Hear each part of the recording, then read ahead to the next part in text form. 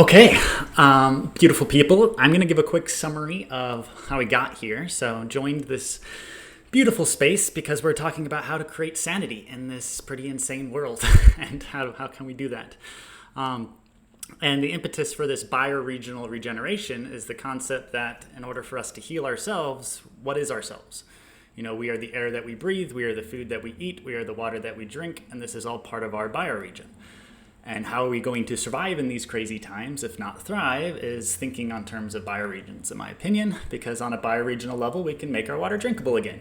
We can literally change weather patterns and make it rain again, should we need to. We can stop the flooding and all of this stuff. So it's really, our survival, and one way of looking at it, our sanity, is on a bioregional level. So that's an exploration we've been going on for a while, is how do we heal as bioregions?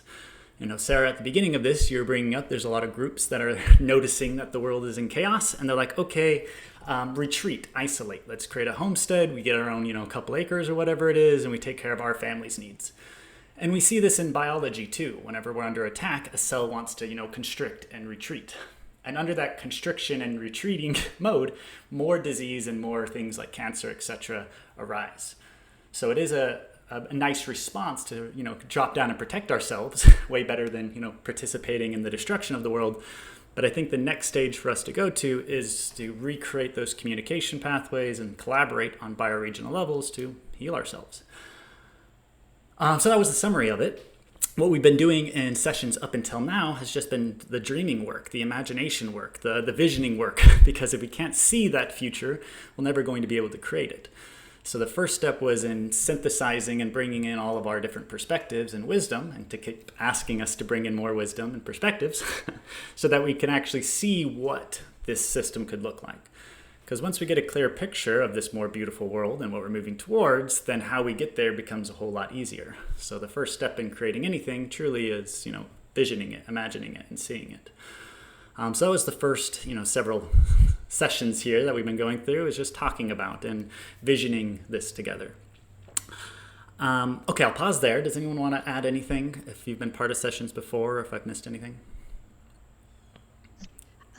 Something that has come up is that it's also not only visioning it, but when we speak it, it changes and transforms. And then when it's heard, then some amazing emergent stuff comes up. It's like Rita mentioned about the bioregional weaving with Waterford, the Waterford region in Ireland. And it was amazing. I didn't have a chance to mention it last week, but there's a farmer-led sort of regenerative agroecological movement called Groundswell here in the UK.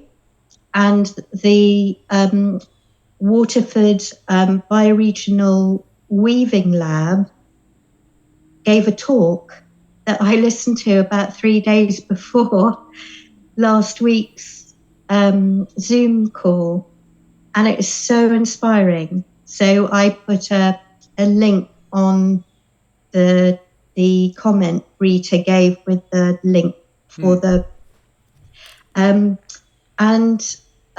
also Rita put a link on for We Are the Ones We've Been Waiting For, the Hopi prophecy.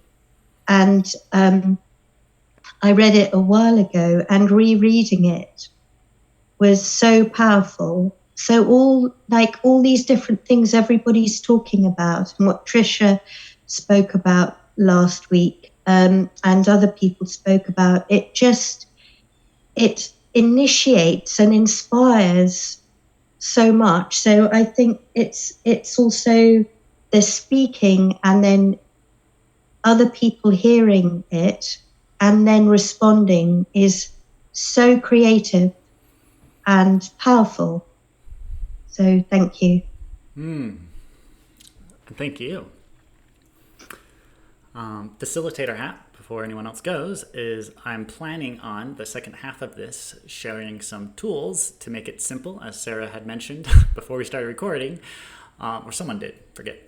But the real idea is how do we make this simple to be able to join into a new type of civilization, if you will? Like, how can we redesign civilization in a way that people can actually participate in it? Can we turn this into kind of like a game that's fun to play and fun to participate in the regeneration of ourselves and our bioregions? So I'll share some tools that a couple movements that I've been a part of, have been working on to create such a game. And then I'd love all of your guys' feedback on it and for us to, weave this game together. So I just wanted to ground that because I forgot to mention that. So does anyone else want to bring anything before we keep going?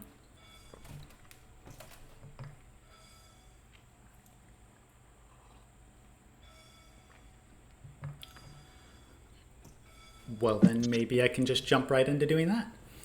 So I can share my screen. Okay, can you guys see this? All right, it's kind of boring. It's very left brain stuff going on right now. Not a lot of graphics yet. But what you see here is an attempt to say, it's kind of Martin Luther King's quote that he said so long ago, which is, those who love peace must learn to organize as effectively as those who love war. And in summary, we're up against massive financial and economic systems and governance systems and all these huge coordination systems, if you will, that are coordinating billions of people towards a common cause. That common cause seems to be wealth accumulation and the destruction of our planet. So some of the movements that I've been a part of lately are helping build alternative tools. So how can we create our own type of economic systems and coordination games, if you will? So it's not thinking just in terms of like, how do we recreate the financial system? It's how do we create coordination tools so that millions and billions of us can coordinate towards creating these more beautiful worlds our hearts know is possible. So what I'm about to show you is about 7 years worth of effort to get to this point.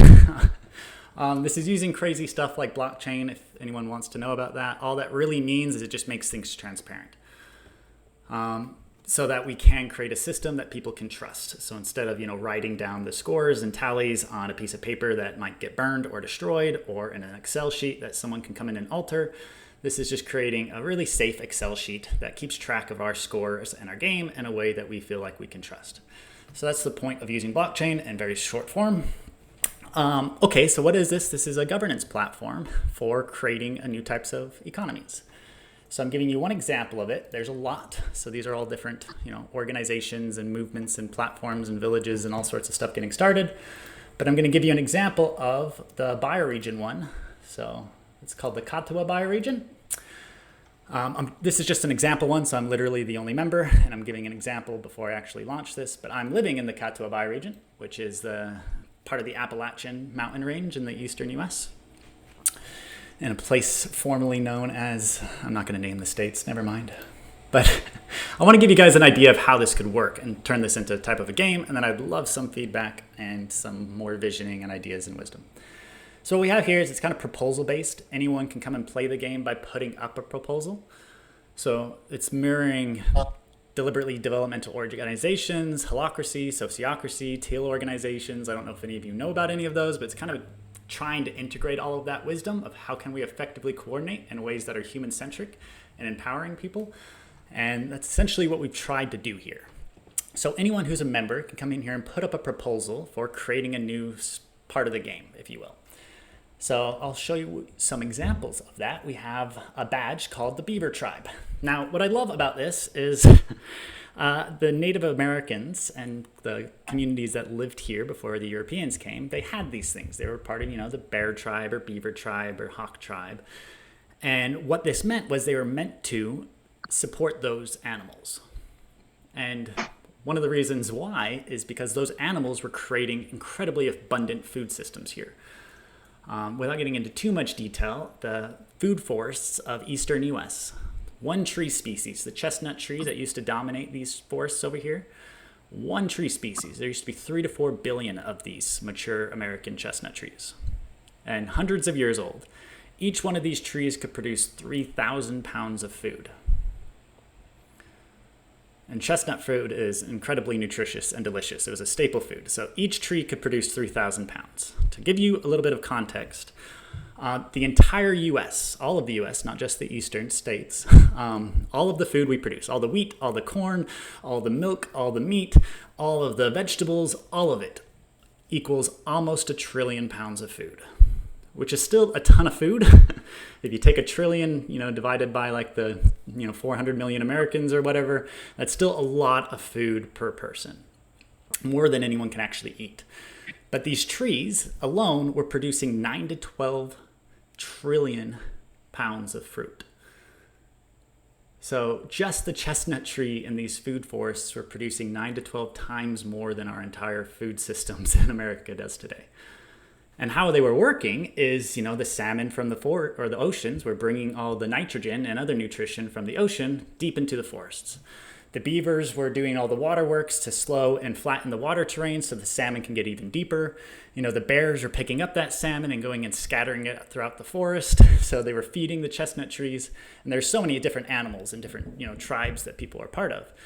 But this is my projection on it, and it's coming from some indigenous cultures' wisdom, is they knew this. They understood the role these animals were playing in creating food abundance, so that humans, all they had to do was harvest. They didn't have to go out there and do agriculture and drive tractors and all this stuff we do today. So anyway, mirroring that in our bioregion, we say, okay, we can have a beaver tribe badge. And people who want to be part of the beaver tribe, they're like, yep, we want to support beaver habitat. They can apply for this badge. And this badge could give them certain things. But you're saying, yep, I want to be part of the beaver tribe, and that means I'm going to provide and support habitat and provide and support food for beavers and take care of the beavers in my bioregion, right? Same thing with bears. So this is how we can start creating the game to start taking care of these other animals and species and recognizing people who are doing that. Another really simple example, and then I'll give it to Trisha, is starting a food forest. So this is a quest. So this is coming back to how do we make this fun and easy. When people are like, yep, I want to be part of this bioregion, I want to take part of this, like how do I play? Then you can come here and be like, ooh, I want to be part of starting a food forest. Let me click that button. It tells me what I've got to do. On a single day, me and 3 friends, so I got to gather some friends and I got to go do ABC. Again, this is just a demo. I'll make a 3-minute video, and if I do that, then I can earn some tokens in the bioregion. So now these tokens can mean anything in any bioregion, but what they could potentially move towards doing is replacing, dollars and cash and all of these other things that we're using today. Is maybe we can start paying people in our bioregion for doing these things that need to happen within our bioregions, right? Like setting up food forests for free food for people. Okay, I'll pause here and I will send it over to Trisha. Wow is the first thing I have to say. I mean, this is incredible work you're doing, and it's over my head in terms of the technology. Can you hear me okay? First of all, I'm having internet issues at my house. Can everyone hear me? I can hear you. Yeah. I turned my video off because it's less demand on the internet.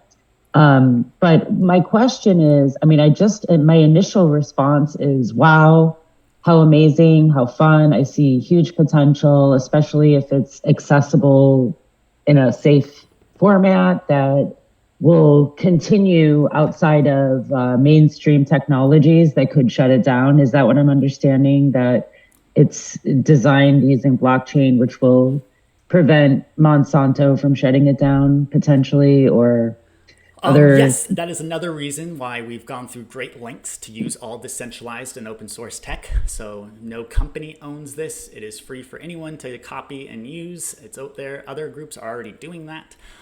You can have multiple apps for accessing the information because it's also free and open source. So that was really important, that we had to make sure that these tools couldn't be captured by, existing power structures or. Yeah, love that. And so what came up to me immediately is I'm loving all of the knowledge you have available to you. And like with each one of these badges and quests and, archetypes, which you haven't gotten into yet, would there be like introductory information that could create an invitation to someone happening upon an area? Like, is there an introductory statement of some kind that, or with links that kind of educate people to the histories, the folklore, the science, and that could create kind of an invitation of sorts to get people excited. I don't know what I'm guessing this is like a prototype that you're building out. So that was my initial thought that I thought I would share. A perfectly aligned thought, because that is literally what I'm doing right here, right now with all of you. So, we've been working on these tools for so long. A lot of awesome humans have joined the movement. So this is part of what was called Seeds, is called Seeds. It was creating a financial and economic system, started in 2017, about 10,000, well, about maybe 7,500 people joined, about 500 different organizations. It was a long journey. A lot of people joined. We spent a lot of time building tools, working through bugs, and kind of like getting it going. And of course, people don't like bugs, and it slows things down.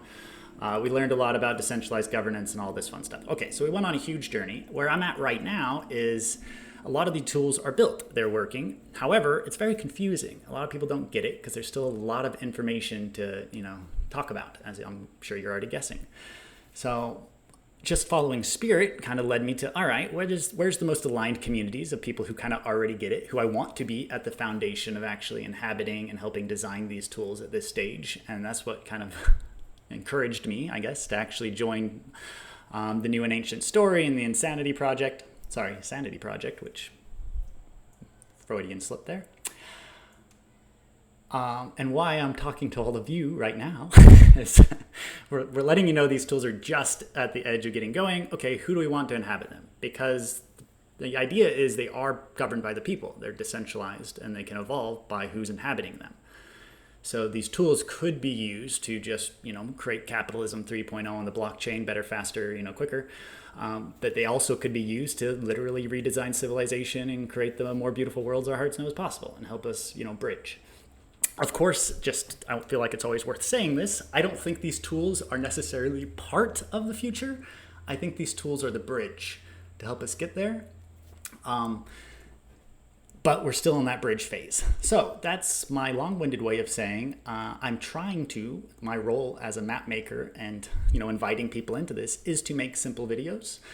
Trying to explain this, and I'm trying to connect with the most beautiful people who I'd like to have their shared perspectives into these tools. So it's not just me doing the invitation. Ideally, it's us and the 6 of you others here, and whoever else wants to keep joining these conversations. So that is literally my approach right now and what I'm trying to do, if that helps. Yeah, it does. I feel very excited about it. The gamification aspect of it is, even though that's sort of like, I'm older, but my son, who's 27, he introduced me to gamification theory. And I know another young person who's a little older than him, who's in her 30s, and she's working on gamification programs for educational purposes to help, kids who are struggling in school. So I think it's just really inspired and wonderful, the framing of it. And yeah, as a Gen Xer, my initial reaction is I'm overwhelmed by the platform, but that was my initial experience with the Sanity Project as well. And I'm sort of catching on and making my way through and looking at it as more of a discovery, a field that you can go in and play around and discover. And I'm getting more comfortable with it. I'm imagining younger people would just be intuitively right away knowing what you're doing here. And it's so, yeah, just high praise. And I could just see so much potential in the videos you talked about. I guess those would be like, there would be an introductory video for each little area, where you would tell the history and things that I was just talking about. Like, your intro to the beavers, for instance, was really exciting and wonderful, and the amount of food. And so is that what you're talking about? Like, it wouldn't just be text, it would actually be videos. Great. I mean, that's even better because no one likes to read or write. Exactly. I want to get other perspectives in here. I'm just going to respond quickly to Trisha, and then if anyone else wants to speak, please put your hand up. Gamification. There's 2 ways this is, heard and said these days. One way is, how do we manipulate other humans to do what we want them to do in order to make money or whatever? So there's that form of gamification. How do we get the dopamine hit in your brain in order for you to stay online long enough and watch more advertisements or whatever? What I really would like to say here is we're playing gamification from a point of view of we are creating these tools for us. So it's not how do we manipulate a customer in order to get more money out of them. It's how do we want to design civilization? How would we like to play? And if you look at all the research into play, if you need to, if that's something that actually needs to happen, we realize that we can actually learn quicker, we're more effective, we're more productive when we're playing. Like, we're more effective at doing things and learning about new things when we're in a state of play. So if we can recreate civilization, why don't we do it in a way that's a game? It's fun, it's playful, it's meant to be that way.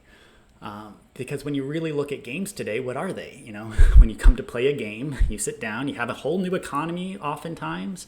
You have a whole governance system of how decisions are made within that game. Like, basically you have a mini version of civilization, but it's meant to be fun. So it's trying to reframe, like, why don't we create civilization structures that are designed to be fun, that are designed to be fulfilling? And how can we do that in a way that is a game? So it's less gamification, how do we manipulate others, and more gamification, why can't we create games that are fun and playful for us to thrive and create the more beautiful worlds our hearts know is possible. Okay, Sarah, you got your hand up. Yes, I haven't looked at your whole thing yet, which is I'm in the same boat. This is kind of outside, some of us are a little older, and so I'm trying to right now get back to one-on-one real life analog, but I know that there is this whole dimension of people who are communicating via technology. So I commend you for this. One of the cool things that I was kind of looking at while you were talking about a game, and maybe something that would stop it possibly from going off in a direction of capitalism, when you were speaking about that, is to tell in the beginning what the end result is if we keep going the way we are before the game, meaning that is already an inevitable issue. So it's not like you can take this game and then use it for profit, use it for capitalism, go down the same road that we always have been. It takes that piece right out of there from the get-go. So your whole thing is, how do we become more regenerative? And that's the game, not how do I make profit and how do I become a richer individual. So it's just about me, my ego, and how do I survive, like we talked about in the beginning, where there's that intuitive feeling that when things are going wrong, you just want to protect yourself. And that does not work. And if it was stated in the beginning that does not work, because the end result is you're the only guy on the island with no trees, no beavers, no whales, no clean water. Okay, so you won the game. Now what? How long are you going to live? So you build an earth house that you don't need energy for. Okay, where are you going to get your food? Who's going to grow it? Are you self-sufficient? Do you have a food forest, right? And these food forests and things like that, those are all regenerative. So even if you had that feeling of, I want to just be me and mine, say you can't break that right away, right, in someone, because they have to get the right mindset first, and it takes time sometimes. They can't see it right away. And so even if they have that same mindset, with the ego being so, still ingrained so much, sometimes regeneration is good for them, but inadvertently it's good for everyone, even though they're doing it for themselves. Does that help? Yeah, a quick response to that and a couple lenses. My version of the world is myself is everyone else. I see myself as a microorganism on Earth, and just like the organisms on us won't survive if we die, hey. However, the second part I want to share is I believe regeneration is about diversity and growing diversity, and not saying, this is the game. There's a lot of different ways we can do this. You open up any game cupboard of any family, my family, there's hundreds of games. So we got stuck in this ideology that basically we get capitalism or communism. They both are broken. That's it. I go to my game closet at home and there's like 200 games. There's not just communism and capitalism and that's it, So the reality is we don't know, and how boring would it be just to say this is the right way of doing it? So the real thing is these are tools that we can create all sorts of different games. And this is a bunch of different groups creating different games in a bunch of different ways. And the real beautiful way about it is that if other games are learning things and unlocking things that we find valuable, then we can learn from each other. So we could be like, oh yeah, they did that beaver and badge roll over in that bioregion. It has a lot of great results. We can copy that in our bioregion. Cool. So really a big part of this was that learning process together and how to simplify it and turn it into games because the process of creating a new civilization is incredibly daunting and overwhelming, and that's just why we haven't done it. It's a lot that goes into that. So we need to be able to learn from each other of how we are doing this. So that was a long-winded way of saying that I think regeneration truly is about diversity and not one way of playing the game, if you will. So I love that ad. Thank you, Sarah. And if you have any responses before we go to Kay.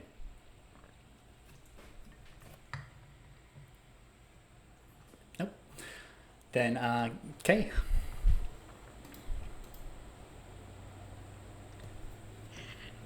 Wow, that's quite a lot of stuff there. And I think it has a phenomenal amount of potential.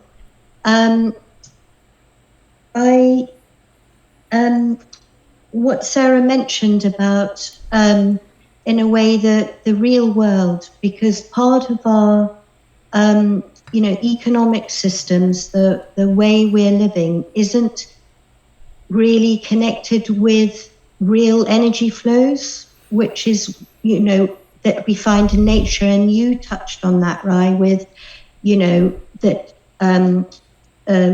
for example, somebody like Lila June Johnson, she's an academic as well as she's done a TED talk on deep nature connection.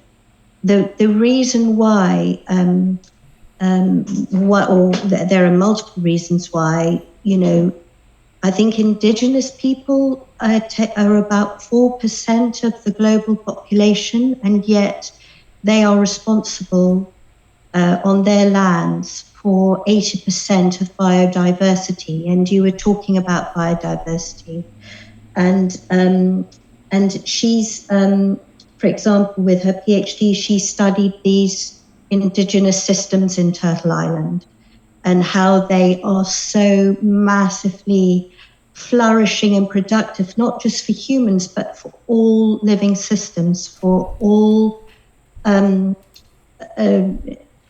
the kinship of life. And so what would be, I think, absolutely amazing, because we have multiple generations where we've been conditioned with hierarchical systems, with reason and logic, which take us away from the real energy flows that we see in nature, and to live in harmony with that. So if there was a way with with this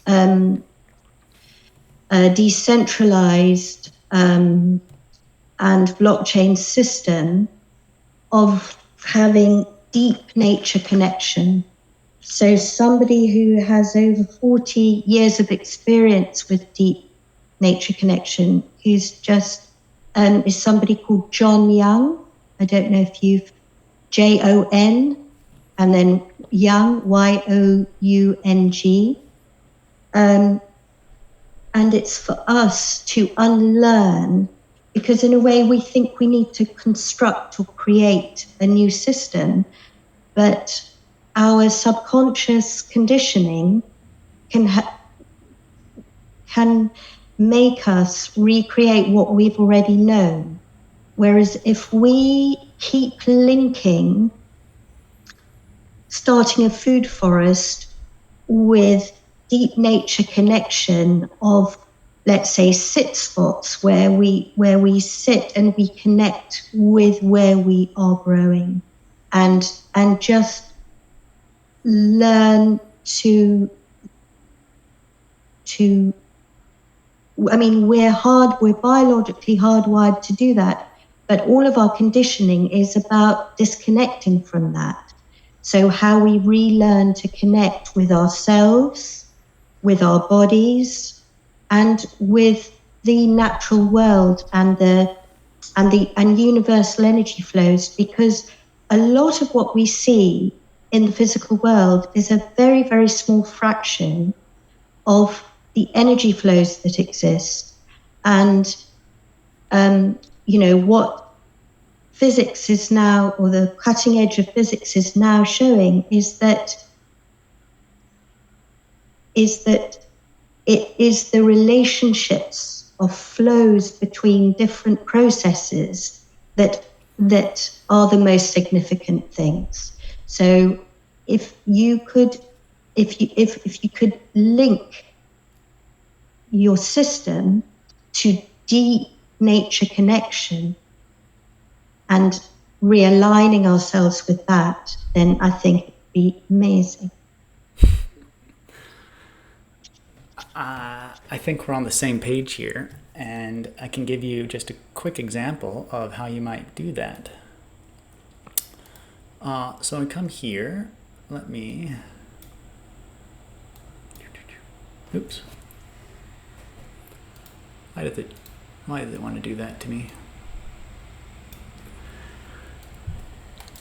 All right. So anyway, I can create a proposal, and you just said sitting with nature, and you think that's a beautiful idea. So you can actually create that as a quest in your bioregion. Start a new quest, and you can come here and say, you know what, I think a sit spot is a powerful idea, and that could be some of the first things that anyone who's joining your game does, and they can bring in that wisdom. So really, this is just an open canvas for trying to make that very left brain tangible, seeing things. And then if we connect it to the right brain, if you will, very rudimentary separation, I know, that's up to every designer of a game to try to design that. So I'm going to be super biased towards doing that, but of course you don't have to. And one more thing I want to speak on, and then we'll go to Mary, and then I'll probably close all of this, is I just wanted to show these tools to give an idea of what we can start doing to create new economies. So let's say you do have that sit spot concept. Actually, I'll show you a simpler one. You come in here, you create a proposal, you say you want to make a contribution, and this contribution could be Indigenous Council. I spelt that wrong, I don't know why, there you go. And this is a council that already exists in the bioregion, that's been, stewarding the land for a really long time. And we want to recognize those contributions in our new bioregion as we get started. So what we can do is we can actually give a US dollar amount. It's just a standing point. Soon we'll have our own currencies that are equivalent, but this is just how much value do we value that in our community. And we could say, you know what, we think that's a lot. We're going to give you a lot of value. And we're going to defer a bunch. But you know what? Actually, we can do something else. So we have this concept of voice token, which is who governs all the decisions. So you can be, one person, one vote in your community, in which case you wouldn't issue any of these. But you could also say, actually, the Indigenous Council and those people who are part of that, they have a lot of understanding of what regeneration is. We want to give them a ton of voice. We want to give it so they have veto power in our community, and they can veto things if we want. So maybe we're going to give them a bunch more voice. So yeah, we're going to give them this much value, but we're going to give them even more, voice tokens. They've got so many. So this is our ability to then recognize those who we want to maybe give more voice in our community, because they might have the ability to make wiser decisions, if you will, about our bioregion. But anyway, again, this is all flexible in our game. And I want to talk one more thing about these utility tokens that are being issued. So, okay, they got a bunch of these tokens. They go through the proposal. If it actually gets voted on and passed, okay, it passes. Okay, what can you do with these tokens? And this is what's so important to help us step out of the current games into new games, is we need to be able to meet all of our needs. So I want to show you guys one more tool, if I'm not overwhelming you all, that's also been built for exactly this purpose. So this is called LocalScale. It's all about bioregional coordination. So you can come and see your local marketplace, which is local to the bioregion, or the global marketplace, which is just digital offerings, because this is all about how do we localize our economies. So then anyone can then come in here and put up, fruits and vegetables and all the stuff that they have that they want to sell. You can add your own marketplace for anything. You can have your eco stay for housing, and you have your seed exchange for actual seeds. And then all of these things can go into a marketplace, which let me go to the global marketplace and show you, where then those tokens that you're earning could then be spent on actually meeting our needs. So this is how we can then connect. And I know it's mirroring a lot of the tools that we're already used to. So it's got this concept of currency, it's got this concept of markets and trading. Yes, but I think this is how we might be able to bridge into creating a new world, because then we can start issuing these tokens, recognizing each other's for these regenerative contributions, and then being able to buy food with those tokens, get rent housing, etc. And then one last thing I want to show you to give you like the whole picture. I know I'm overwhelming you. And then we'll close all this down and look at our faces as we go around in a circle and share out. This concept of an archetype, a role, is I think one of the biggest changes where we can start stepping away from some of the problems of capitalism, if you will, is a very simple example. And emperors of China figured this out forever ago, that if they were paying their doctors only on days they were sick and they wanted to get better, they found themselves being sick an awful lot. So they changed it around and they said, actually, we're only going to pay our doctors all the days that we're healthy. And when we're not healthy, they don't get paid. I know it's still kind of like a threatening mentality, if you will. But that's something that capitalism has gotten totally broken, is pharmaceutical companies want there to be sick people. Military industrial complex wants there to be war. Advertisers want you to feel incomplete and unwhole, so you want to buy things in order to fill that void, etc. So we have this system where it's better for people to want and need and be in conflict, because then you could sell them something to fix those things, right? So one way we can actually try to solve that is we can have these things called archetypes, which are just roles in a community. So instead of saying that, okay, you are going to be a homesteader, you're going to grow your own food, and then you're going to sell it for money, because that's a problem, because then the food producers don't want everyone else to be food sovereign. Because if they are food sovereign, then they're not going to buy their food anymore, and then how are they going to meet their needs, right? So we've got this we got a big problem in capitalism there. So instead we could do it a little bit different. We could say, as a bioregion, we're going to pay this person for being a food forester, and they're going to go around and plant food forests all throughout the bioregion and make free food. But the bioregion is going to recognize them for this. And you can extend this out to say, we're going to have a healer. So we're just going to pay you to be a healer. So instead of going around and only healing the people or providing healing, I know healing is a self journey, but you get the concept.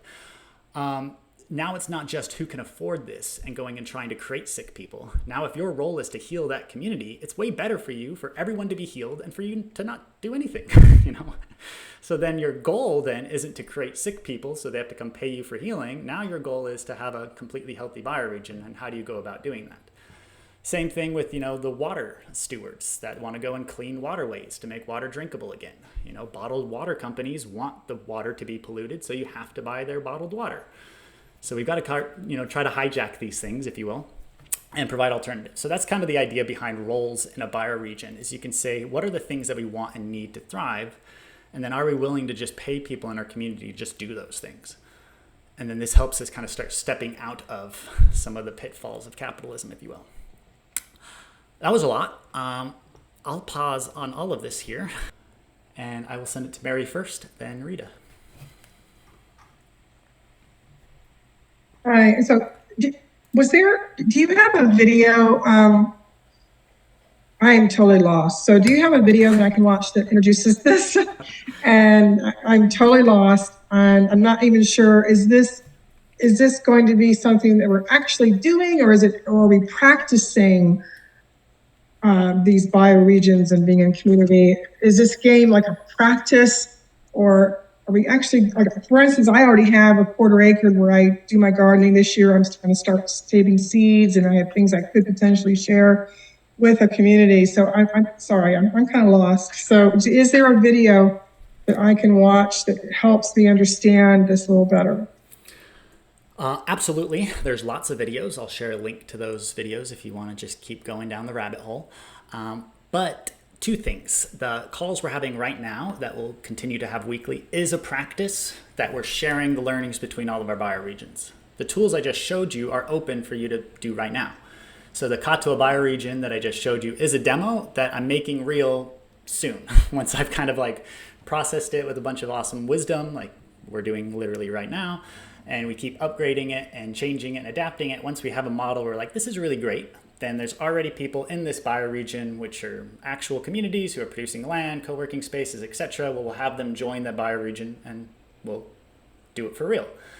So it's kind of both. We're doing it for real, and these particular calls is we're learning from each other. I don't think any of us share the same bioregion, so likely a lot of us will be setting up our own bioregions, if you will, and then learning from each other on how we can do this in our bioregion, what game we might want to set up. Oh, you guys are using Bear and Beaver Clan, badges. That's really cool. We want to use those too.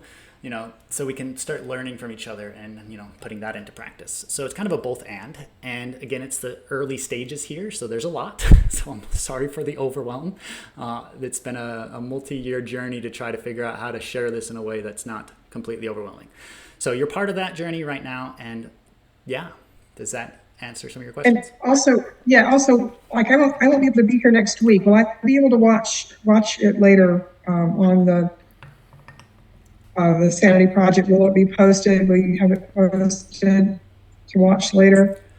That is the intention, to keep recording them weekly and start recording the process from here on out as we go through visioning together what our bioregions might look like. That's a big part of it that we've been doing before. We didn't do that here. Today was way more left brain stuff. But we'll kind of go back and forth. We'll go into stages where we're just dreaming up the more beautiful world, and then we'll try to condense that into this game here and saying, okay, that's the vision we want to achieve. How do we get there? What quests might we need, what roles or whatever, right? So we'll try to bridge those two worlds as we keep going. All right, thank you.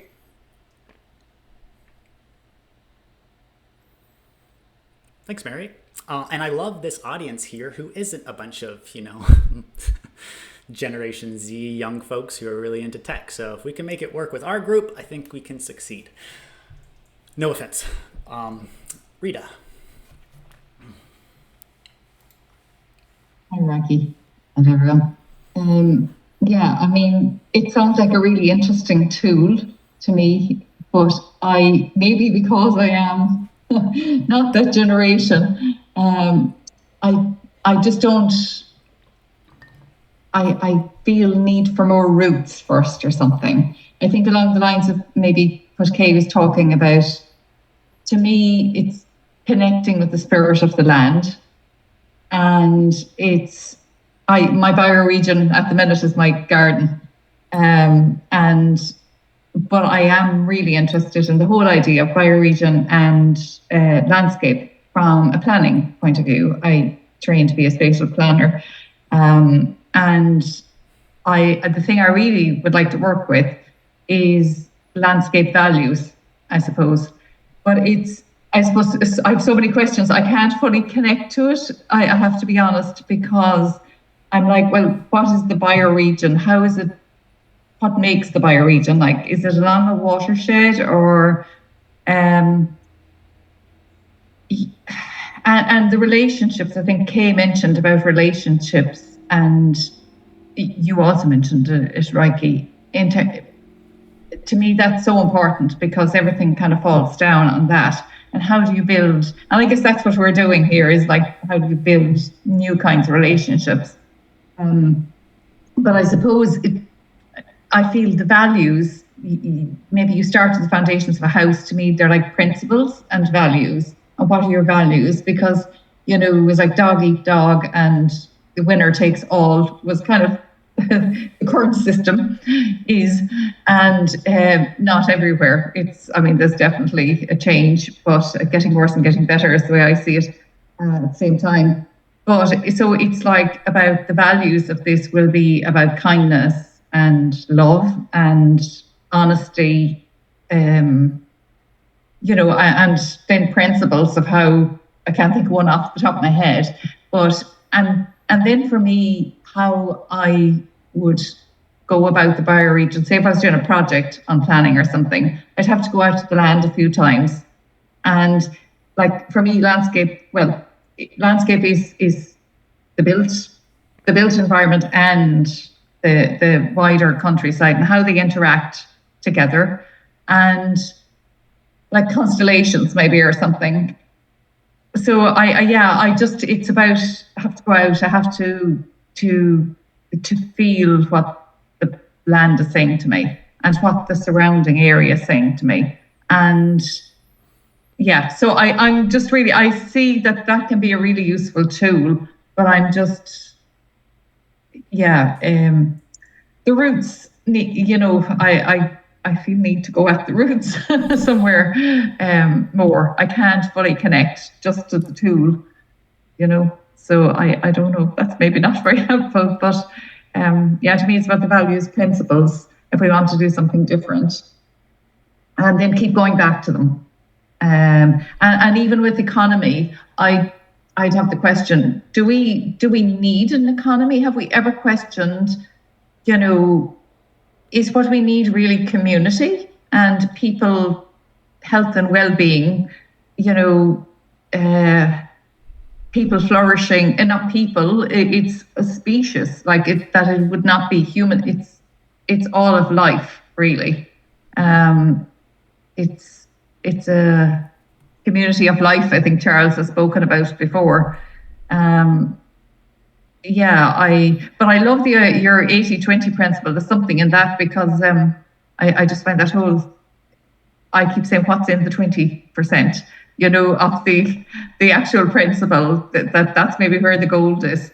And I think there was something actually with the Indigenous people, that there is an 80-20% 20 principle there, I think, in terms of perhaps 20% of the land or something is Indigenous land, but they have 80% of biodiversity on it, or something like that. Anyway, I heard on a video.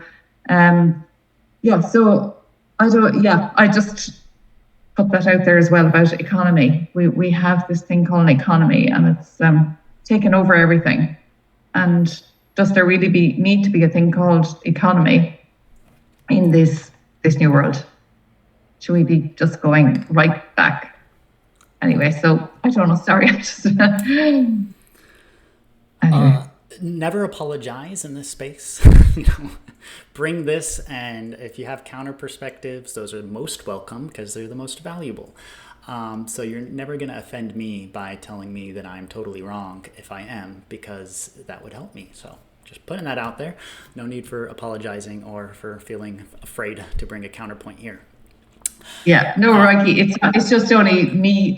In terms of, it's not about, because there are different ways, I think, to do this, and I can definitely see how that could be useful as a tool. Because personally, I can't. I need to be below first to be able to see the tool coming, you know, connecting with the tool to see these foundational things, I think, is what I'm saying, if that makes any sense. Anyway, thank you. Makes total sense. Quick response. Economy used to mean, and originally meant, household management. So it was really, how do we as a family meet our needs? So that's how I view economy, is just a process by which we coordinate to meet our needs and potentially thrive together. And not just needs being like food, shelter, housing, but needs being love, purpose, meaning, community, etc. So that's how I see economy. It's just, how do we coordinate to meet those needs? It would be great to extend the economy in a bioregion to the non-human world as well, which is what the whole clan and bear badges and all that stuff is about, is inviting them into this, how do we steward Earth in this bioregion together. Another quick response. Every game starts with the purpose and the vision and the values. So every one of those, you know, groups that I showed you there, they all start off with a video saying, you know, this is our vision, this is our purpose, this is our heart, this is what we're trying to create. And that's the invitation that would bring anyone in. And I highly encourage, and I love what you shared, that those invitations are grounded with that bioregion. So in the earlier sessions, we kept putting out the invitation to go out there and find some of the oldest trees and beings that you could, sit underneath them, connect with them, because they can share with you a vision of what that bioregion could be, and have that, you know, help inspire the vision for that bioregion. So absolutely, fully 100% agree with that. And then the last one, what is a bioregion? That is up to every group to figure out, because we don't have an objective, this is a bioregion. And each physical place might have 4 different games that are claiming that bioregion, like whatever. So it is very open and flexible, and that, openness is necessary to help us avoid authoritarianism and totalitarianism. Because right now, if you're born inside the US, you're stuck with, paying taxes to that government. But if you were born inside the US and there's 10 different games you could play, then none of those games could be authoritarian and take total control, because if people felt like it was totalitarian, they could leave and go play a different game. And that's, the true freedom, is we need that diversity for you to be able to say, hey, that game's not working for me, we can play different games. But either way, that's just some quick responses. We are at the hour. If you guys are okay to keep going, I would love to keep hearing your guys' perspectives, and then I will probably stop responding and we'll just go in a circle and let everyone, share their perspectives. So can I just say one more thing? Sorry, Reiki. I really like the idea of the fun. I think that's really something that, is important. So say that as well. Yeah. Trisha, I saw your hand up. I would love to hear what you had to share. Oh, I just wondered if other people wanted to share, since I've shared already and responded. Anybody that hasn't, before I raised, that's why I took my hand down, in case other people didn't get a chance to talk. Yeah. Sure. The only person who hasn't spoken into this space was Momo. So maybe, Momo, we can give you the mic. Hi. Thank you. I was late, or I arrived at the time I did, which was in the midst of your presentation. Thank you. It looks very, very thoughtful and deep and expansive and inspiring. I guess my first question coming in was about recording, because I would have loved to be able to, although I just came in now, I would have loved to hear what happened before, and if there is a recording of it. It seems very, very useful as a tool, as a transitional tool. There is a dance that happens between the global internet world and the physical world at this time that is very essential and important. And it doesn't leave anything or anyone out if we choose. And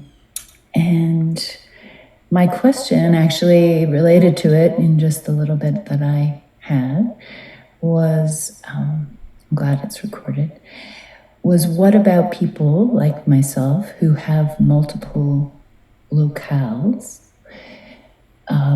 where we dwell? I move a lot.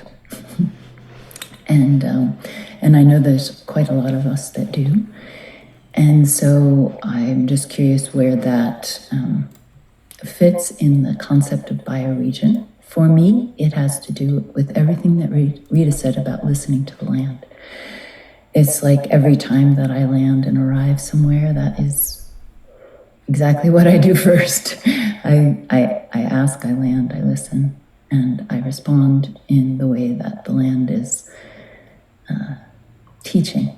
Interestingly, yesterday, no, it was the day before yesterday, I was leaning against this ancient bristlecone pine, and I closed my eyes, and suddenly this image of what had happened in that spot for eons came through the tree. And it was so vivid, it was like, oh my gosh, you had a lot to say. It was only like in the span of 2 minutes, but it was like this expression of, look at where I've been, look at where we've been, look at where we could go. Yeah, it's really intimate and beautiful. And so I'm just a stand and a presence for intimacy with the landscape. And I think there's a way to bring that into the game. All right, and I'm sure it already is there. Thank you. That was beautiful. A quick moment of decentralized governance. I can keep doing this, responding and answering your questions as we go around.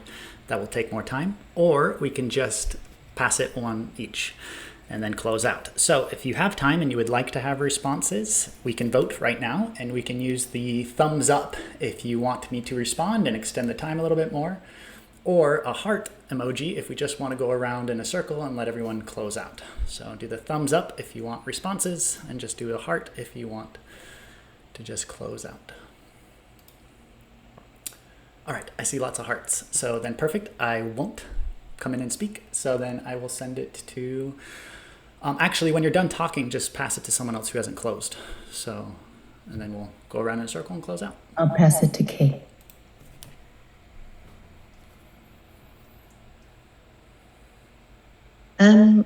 I really resonated with what you were saying, Momo and Rita, about connecting with the landscape, connecting with nature where we are, as a foundation for the way forward. And if that can connect with Rye, with the system, it would be really phenomenal. Because I think if it is linked in with natural energy flows, then because that seems to be what all these different indigenous systems across the globe, they have cultural practices of building relationships with the natural world and with each other, because we are part of the natural world. Thank you very much. This has been really, really interesting. Thank you.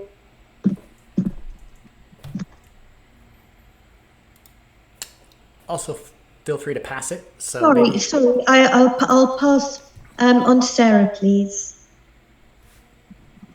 Thank you.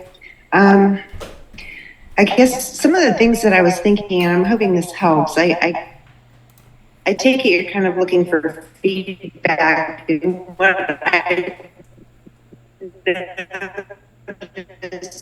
You're breaking up a bit, Sarah.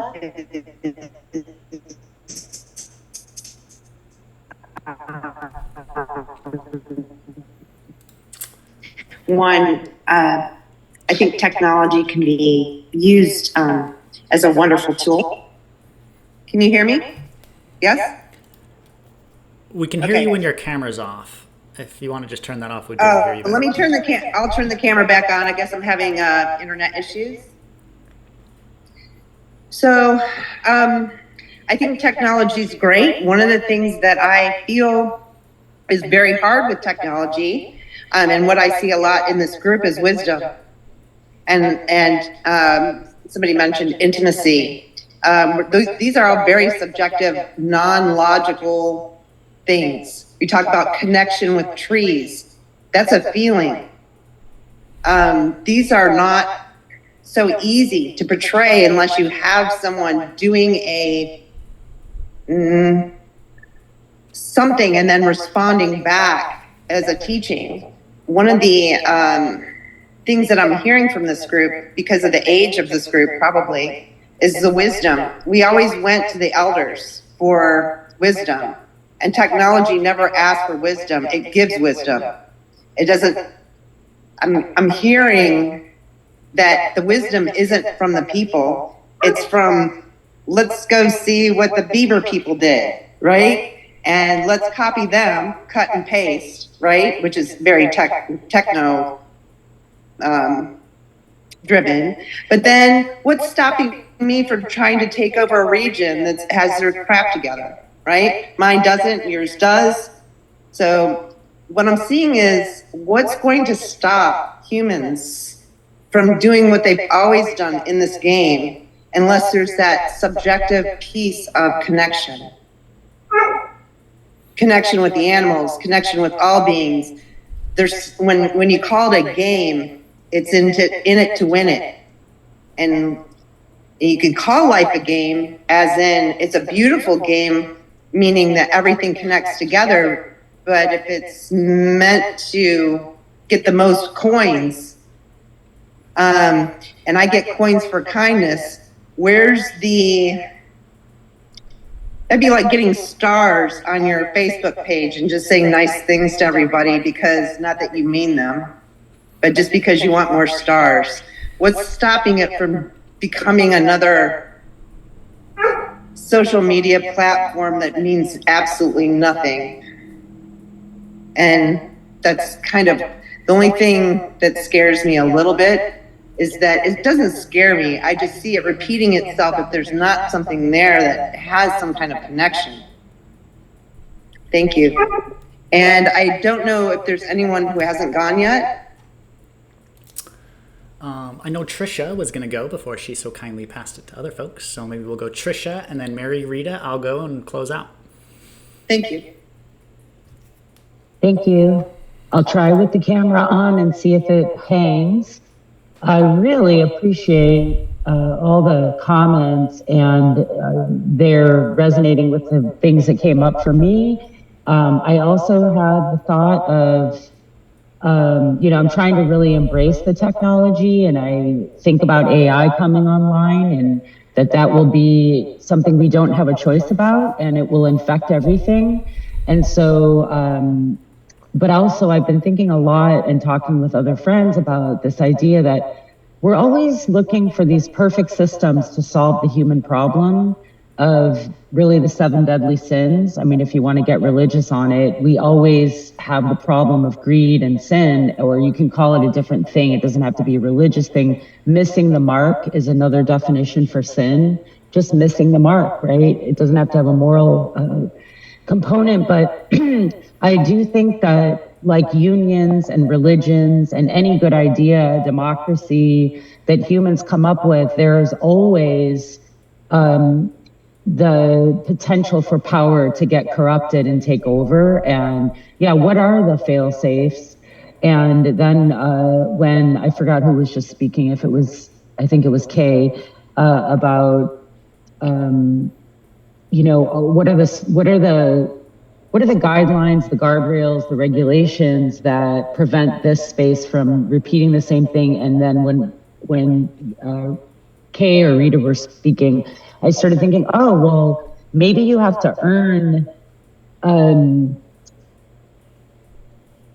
like in these roles and these badges, maybe you can't take on certain things until you've achieved a certain level of something in the real world. Like, how, like the kindness thing. Well, if it's just, I'm going to get coins for kindness, look, what legitimizes that and makes it a somatic experience? Like, how does the system itself account for all of that? And, how do you get the teacher badge or the healer badge? Like, yeah, what is the connection to the somatic experience of reality?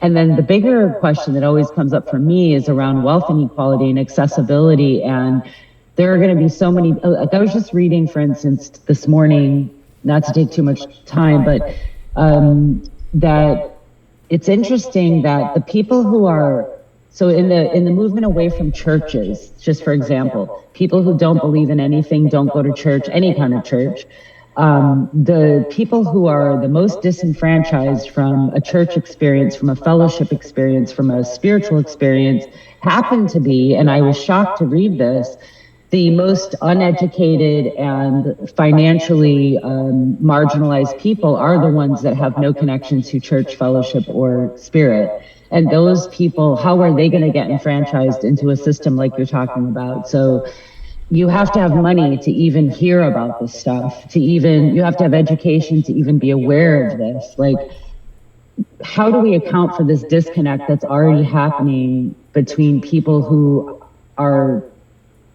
they don't have any access to this new world in any way, shape, or form, not financially, not technologically, not spiritually. So anyway, that's a lot to throw out at the end, but it's something I think about. How does this not become another theoretical thing that is just for elite people?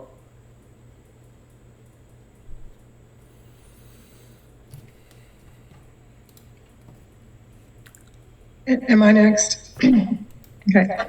I was wondering, Reiki, if I can pass my time back to you and have you respond a little bit to some of these questions. Would you be willing to do that? Sure.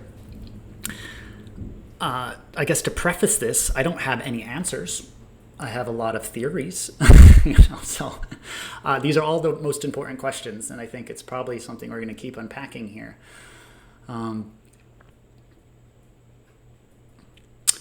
There's another video that I'll share here that talks about how we can enfranchise those who are the most disenfranchised and how we can make equalizing systems. So I will share that. It's called crowd pooling, and it's how you can set up eco-villages that, account for all 8 forms of capital. Every human has value just by nature of being a human. That's incredibly valuable. And it's just how do we account for that, and how do we recognize that and see everything that everyone can bring. And then under that lens, everyone is valuable. And it's just, again, how do we account for it? Or recognize it and, make those contributions seen. The last thing I want to bring is just from a technical perspective. I was very, and probably still am, anti-artificial technology. It was me being in the jungle. I loved talking to plants. I was on a medicine journey, and that medicine journey encouraged me to go about building all of these tools, because it really was saying like, hey, this is a bridge, and this bridge could help pull people out of the current civilization and bring us into a new one. Bear in mind that every step of the way it needs to be, building actual community on the ground. So a lot of these tools are about actual villages, people, sharing resources and pooling them together to build eco-villages, intentional communities, all those sorts of things. But then also regenerating our bioregions and getting to know each other and actually building those mutual aid groups and networks together. So that should a solar flare, come and wipe out technology in the next couple of years, we need to make sure that every step in this game is getting us closer to actual real world relationship and regeneration and the healing of our Earth. So that's always been the pinnacle of my thoughts. And I hate, anyway. The last thing is it is a very privileged system. I'm very privileged to be able to spend this time, and that has been my gift. Life gave that to me, and in my way of sharing and receiving that gratitude was, okay, I don't have to work a 9-to-5 job to meet my needs, so I can spend a ridiculous amount of time, working on these tools and trying to make maps and trying to simplify it. So there is no solution to how do we just bring in the disenfranchised. I think the real solution is, those who are privileged, let's be the change, and then create the bridges. And then once those bridges are created, then those who are disenfranchised could walk across the bridge. They don't have to wade through the rapids and try to create a boat and all of that stuff that we're in the process of doing. Just trying to use that analogy. So I don't also have a solution or answer to that. The last thing I want to bring is every game is unique. And every game starts off with what is their vision and values. So us talking about it's very important to us, and I share this, where we're bringing in the wisdom of the non-human beings of the world, and not just from I think it's really cool perspective, just because I've actually talked to these beings and their visions are so freaking beautiful that it's everything I want, so it's not like, oh, I want to take care of the tree because of the ecological services it brings and blah, blah, blah. It's, I want to take care of that tree because the vision it gave me about the world is so freaking beautiful. It was better than anything I could have come up with in my mind, that I want to serve that vision. So that's something that guides me. However, I think we need to stay away from dogma. So I know that's something that's guiding probably a lot of us in this group, but you can't, and I wouldn't suggest that we even do this, we can't codify this into the tools to say, groups have to follow this process. Instead, we just allow groups to kind of create whatever process is right for them. And through this diversity, I think we can learn a lot from each other. How do we avoid groups being co-opted? We don't. All technology is just an extension of the human condition. And if we don't heal our human condition, then this technology could just be used to destroy ourselves faster, which is how I started this off. It's every technology just amplifies things. So if a group came together with the idea of creating, a hyper-capitalist society, these tools just make it faster. Instead of markets being, 9 to 5 on weekdays, now it's 24/7. And now destruction can happen 24/7 and quicker and faster. And, so, that is a possibility here. So it really, truly is about, what is the vision and values that connect people to a particular game. All right, so the very last piece, sorry, I'm bringing a lot of last pieces here, is something that is, recommended for each game is the rite of passage. So cultures knew this, and it's a clear demarcation between helping you move from one type of being into another one, whether that's a boy to a man, a woman, a daughter to a woman, or whatever. So the rite of passage is, there are going to be lots of them, but they're really going to be intentionally designed to say, are you right for this game? And you need to demonstrate that through going through this rite of passage. That's what rites of passage were all about, is to say, if you make it through this, then that demonstrates something about the community. And rites of passage, in a lot of cultures, like, you could die, and lots of people have died going through rites of passage. So they weren't a joke, if you will. And I think that is really important. Maybe not to have such intense rites of passage. I don't know. It's up for every group to do that. But that is something I think is important, is how do you become a member of this game? What does that look like? And to design a process. And that's something I'm doing literally right now. I'd love to keep doing with all of you, is what does that global rite of passage look like to join this movement? And I think a lot of it is about healing ourselves and getting into a position where we're going to be the best self we can be. And that is how we then show up to this game. So I think that is a really critical part about setting up new games, is what do those boundaries look like? The last visual for this that really serves me is we're all one organism, right? Our bodies are one being, we're all one. But the heart cells are very different from the gut cells. And in fact, if you put a heart cell in a gut cell in the gut environment, it's going to die. It doesn't want to be down there. So even though the heart and the gut are part of one organism, there are these boundaries and separation. And that's where you saw all those different organizations, is there going to be a lot of diversity where people can show up that's right for them. And sometimes if people find themselves in environments that aren't right for them, like, it could really, not be healthy for them. So that was a lot of responses. Mary, if you have anything else to say, please share it before passing on. I just want to say thank you. And there was one more person to go, I believe.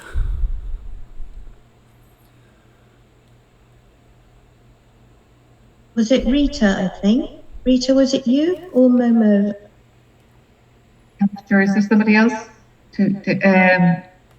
Yeah, sorry. I just something that came into mind there about definitions or something. And I agree about the diversity, Reiki. I really think diversity is just so important. And, diversity is so much part of tolerance towards people just generally with different perspectives and everything. And, other species, it's just good for health and well-being.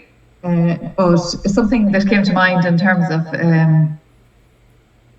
definitions was, landscape, which is very much tied to bioregions. It just struck me.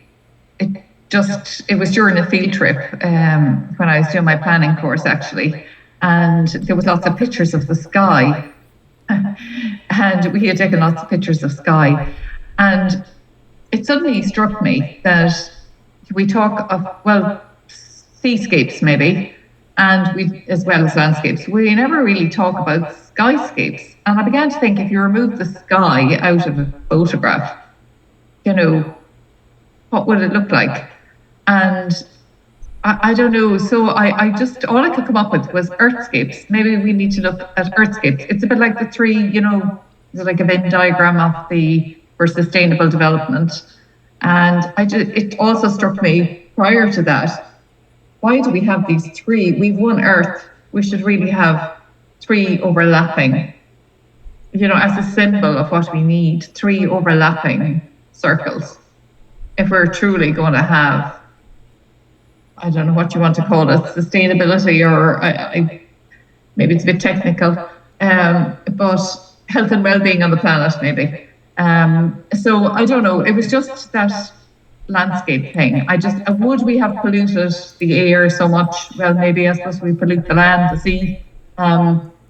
It's just something missing out of landscape in a way. Maybe is that there's no space for the sky, and maybe we need to have earthscapes when we think about and include the cities and the built areas as well, because we don't often think of them in landscape.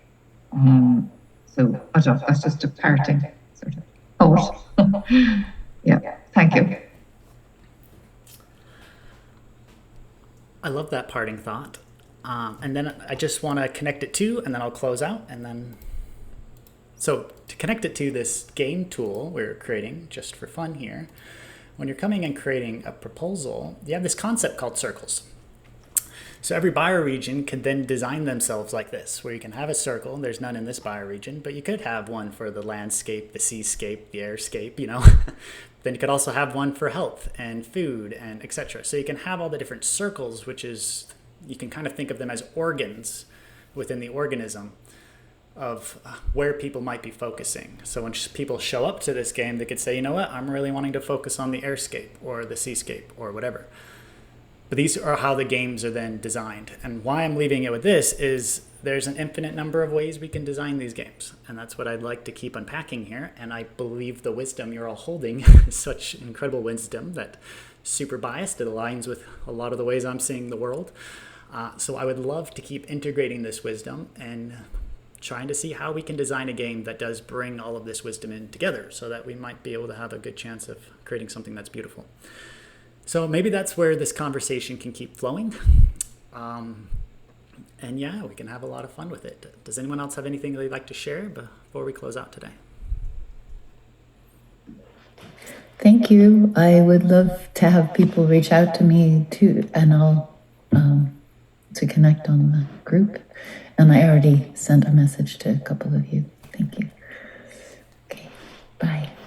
And I had one thing I wanted to let you know, Reiki. There's an essay, and I was just looking for it. There's a Ralph Waldo Emerson essay that has the hand as a symbol and individuals being part of the overall hand. I'll look for it, but you might be interested in it because what you were just saying about the parts of the, the organ and the cells, he talks about this a lot, and it might even be an essay on self-reliance and individualism, which would be interesting. But a lot of what's happening right now reminds me of a transcendental movement in the, so there might be some things to pick up on from that movement that could inform what you're trying to do, and I just thought I'd throw that out there.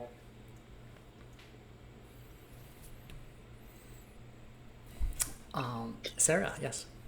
Yeah, I think what we're doing right now would be excellent to incorporate in the game, and that is this beautiful participation, because playing a game by yourself and trying to figure out what your area needs, it just, and I'm sure that there's probably, each one of us are mentioning things which you keep showing that maybe you've thought of already, but that's